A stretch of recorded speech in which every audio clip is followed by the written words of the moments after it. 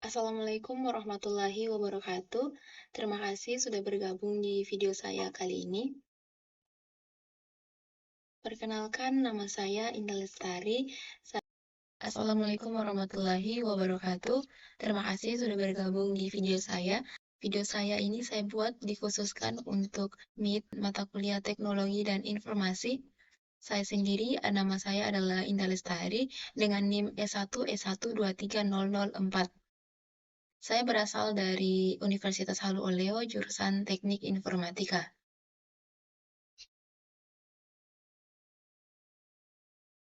Nah, kita akan langsung mulai untuk menjawab beberapa soal. Yang pertama itu mengenai komponen CPU dan fungsi-fungsinya.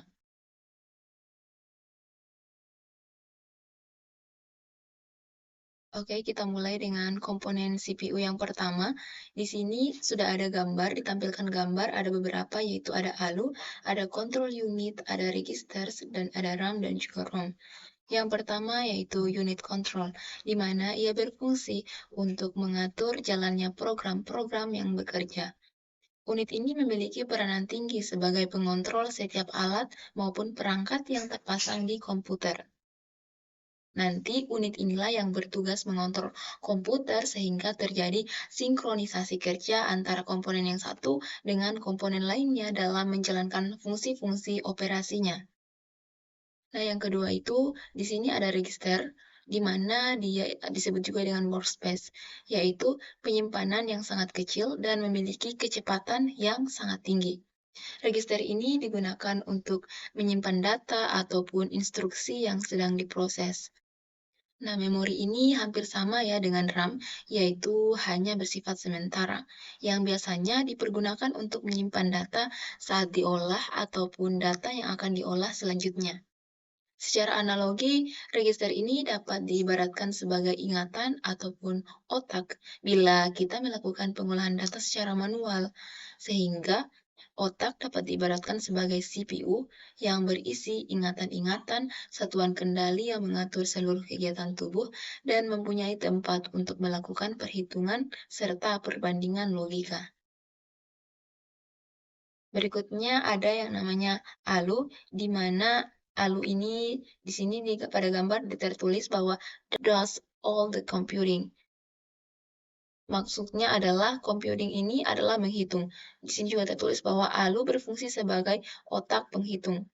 ALU berfungsi untuk melakukan operasi aritmatika maupun logika berdasarkan instruksi yang diberikan.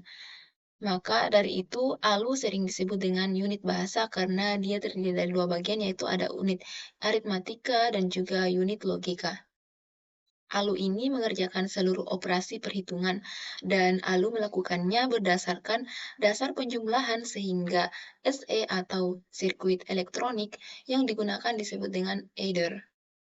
Tugas lain dari ALU adalah melakukan keputusan dari suatu operasi logika sesuai dengan instruksi program.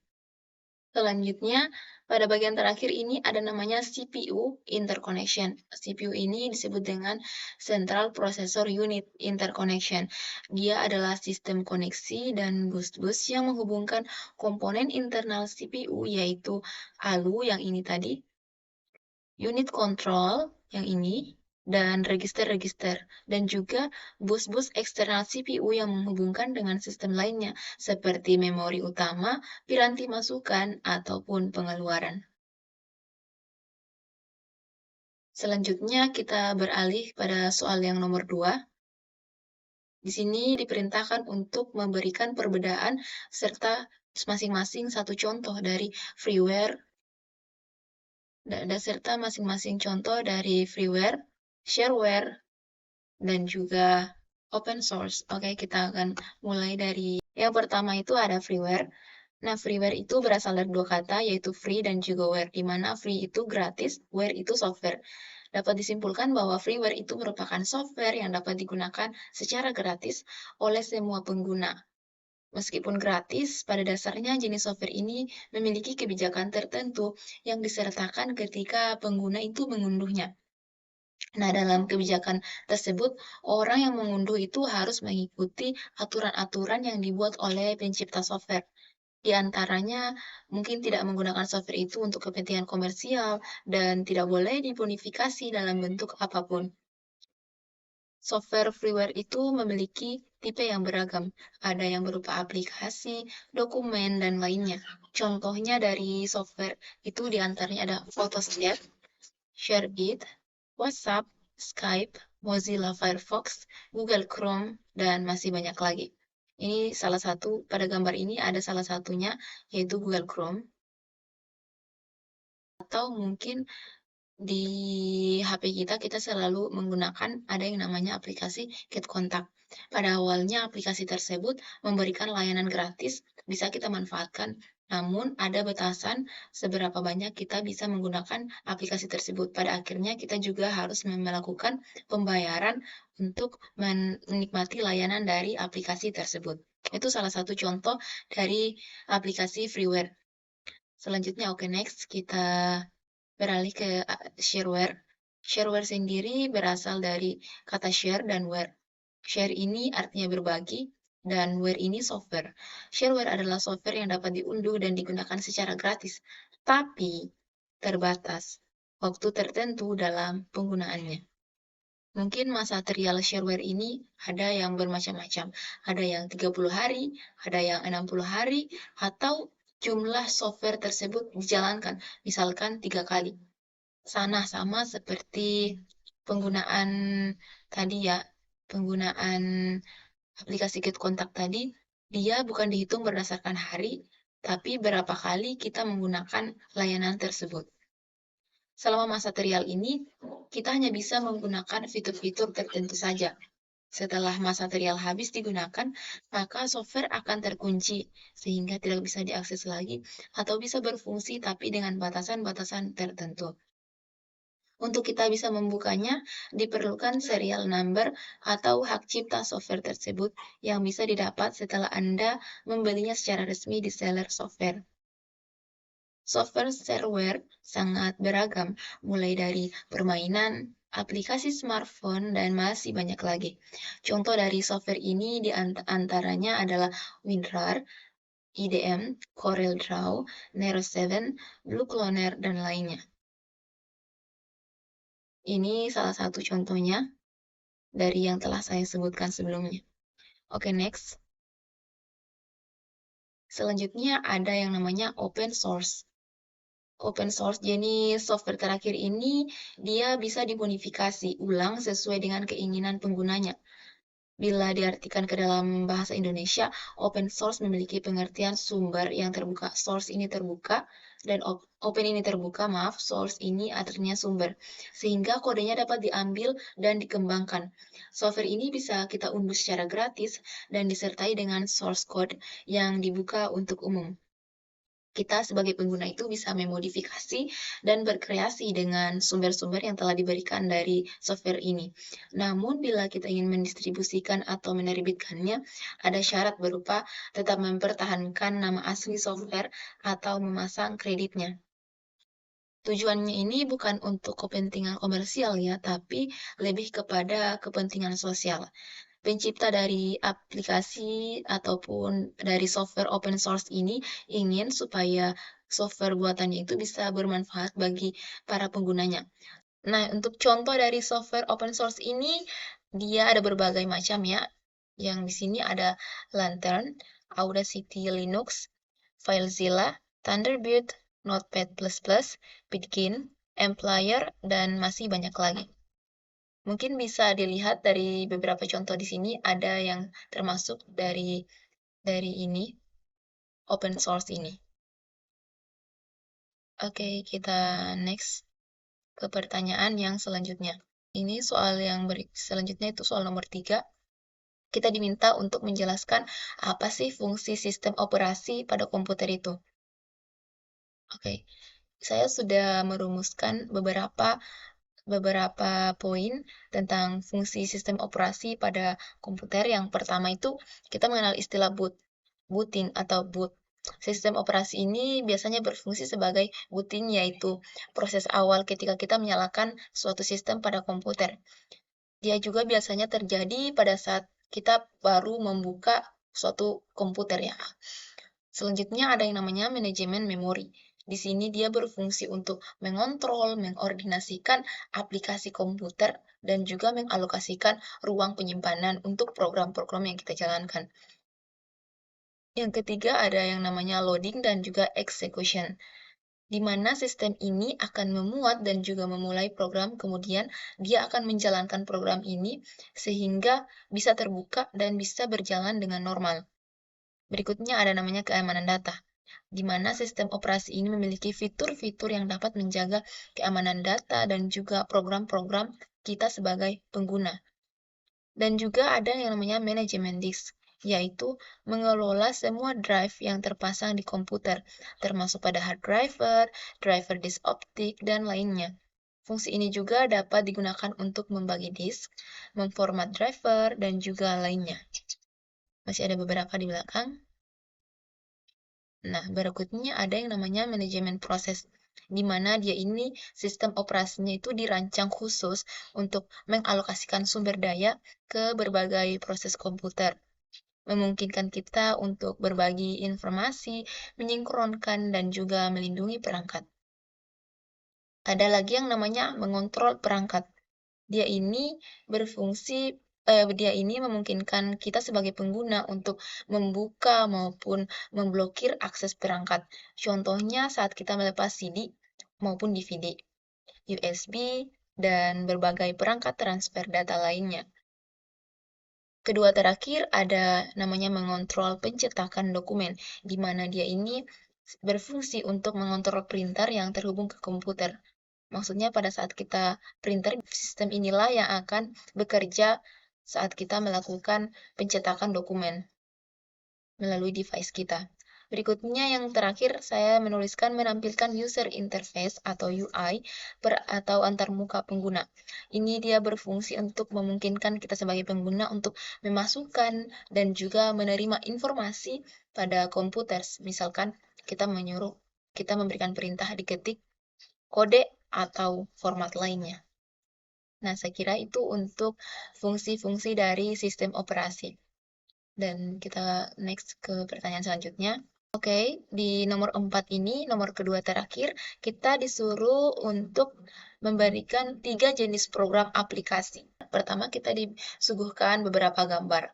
Oke, yang pertama ada namanya aplikasi desktop. Apa sih aplikasi desktop itu? Nah, aplikasi desktop itu sendiri adalah aplikasi maupun software yang ada pada desktop, PC maupun laptop. Misalkan yang saya gunakan sendiri ini, gitu. Umumnya jenis aplikasi ini beroperasi tanpa terhubung dengan koneksi internet, atau kita juga bisa menjalankan secara offline. Contoh aplikasi desktopnya sendiri yaitu ada Microsoft Word, Microsoft Excel, ada Notepad, ada Adobe Photoshop, ada Corel Draw, ada Paint, ada SmartDAV, dan masih banyak lainnya. Oke, selanjutnya ada lagi yang dinamakan aplikasi web, di mana jenis aplikasi ini memanfaatkan web server dan juga browser untuk kita bisa menjalankan aplikasi tersebut. Seperti ada Chrome, Firefox, ada Opera. Aplikasi web ini dapat berjalan dengan adanya jaringan internet maupun intranet atau jaringan LAN. Kemudahan dalam mengaksesnya adalah ciri utama dari aplikasi web ini, karena sehingga dia itu lebih banyak diminati dan lebih mudah diimplementasikan pada berbagai bidang kehidupan. Aplikasi berbasis web ini umumnya biasanya dikembangkan dengan menggunakan bahasa pemrograman HTML, CSS, dan JavaScript. Contoh aplikasi web yang kebanyakan kita gunakan atau yang viral itu ada Gmail, ada Trello, ada Google Docs, ada Google Spreadsheet, ada YouTube, dan masih banyak lainnya. Mungkin kita bisa search di Google untuk lengkapnya. Selanjutnya ada lagi yang dinamakan aplikasi mobile. Ini yang terakhir ada aplikasi mobile, di mana aplikasi mobile ini atau mobile apps, dia adalah perangkat lunak berupa aplikasi yang dikembangkan menggunakan program komputerisasi untuk disematkan pada perangkat-perangkat mobile seperti ponsel, tablet, jam tangan digital, dan masih banyak lagi. Contoh aplikasinya mobile ini sendiri ada WhatsApp, ada Grab, ada Gojek, ada Halodoc, ada Instagram, ada Twitter, dan lain-lain. Itu merupakan aplikasi-aplikasi yang selalu kita gunakan setiap harinya. Nah, ini sudah ada lengkap ya gambarnya di sini. Oke, next.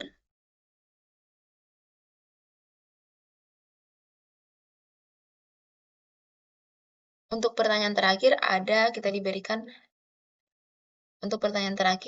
diberikan kerjasama prosesor dan juga memori. Apa sih hubungan korelasi keduanya ini? Nah, di sini sudah sangat jelas. Di sini tertulis kerjasama antara CPU atau Central Processing Unit dan juga memori dalam mengolah data pada komputer. Bahwa keduanya ini adalah bisa digunakan kerjasamanya dalam menginstruksi dan data.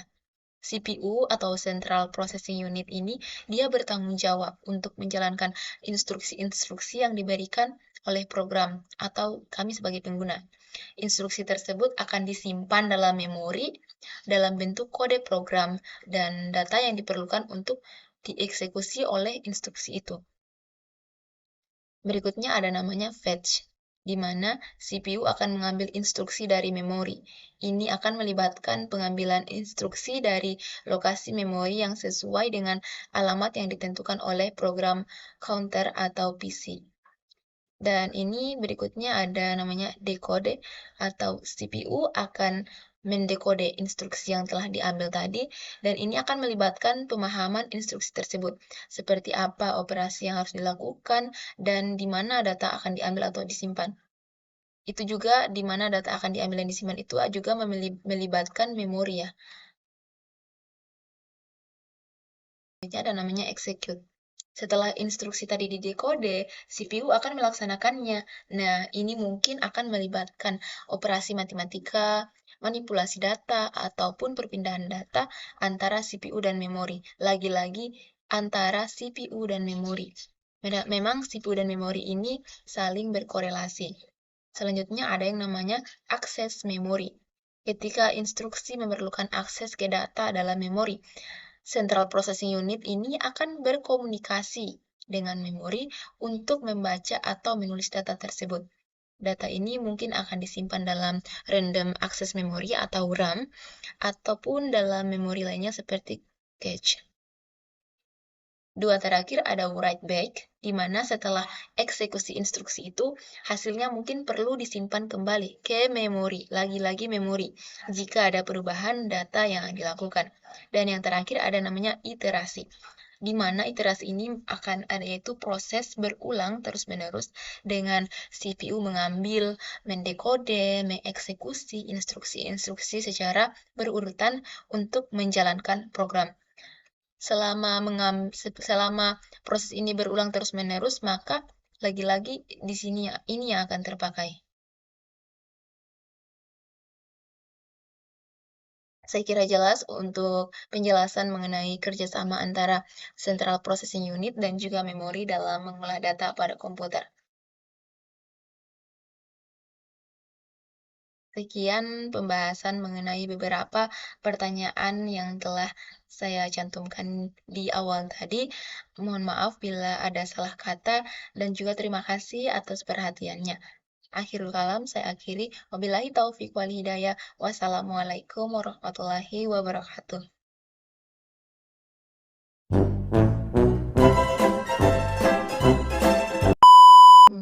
Teknologi dan Informasi oleh dosen Bapak Claude Muhammad Fit Aksara SPD Eskom Mkom ulang. Dalam kebijakan tersebut, orang yang mengunduh harus mengikuti aturan. Kamu ini ulang. Aku pikir dia bilang, Kak, wah indah, bagusnya Mi, dia sudah hafalnya, penjelasannya ternyata udah baca. Kamu ini